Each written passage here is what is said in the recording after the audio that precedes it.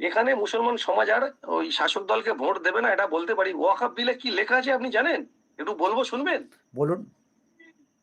ওয়াকফ বিলে, যেটা amendment bill হয়েছে, আপনি যদি মারা যান,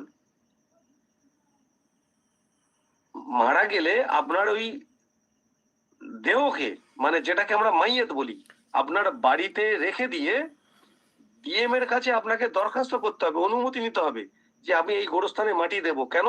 এই গোরস্থানটা অলরেডি সরকারের নামে, মানে কালেক্টরের নামে রেকর্ড হয়ে গেছে। তো ভয়ংকর তো তথ্য আপনি ডিএম জানাচ্ছেন। সাহেব, অনেকে তো সাধারণ হ্যাঁ যারা মানুষ ডিএম, রয়েছে, অনেকে যারা গ্রাম এলাকায় বাস করে বা বসবাস করে তারা এখনো পর্যন্ত ওয়াকাব সম্পর্কে জানেই না আসলে আদবে কি ওয়াকাব।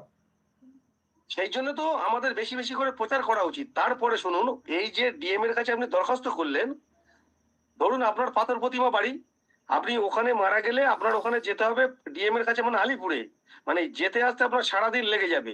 তাহলে যার বাড়িতে মারা গেল তার মেমোরি ঠিক থাকে কি, মাইন্ড ঠিক থাকে, থাকে না? একদম।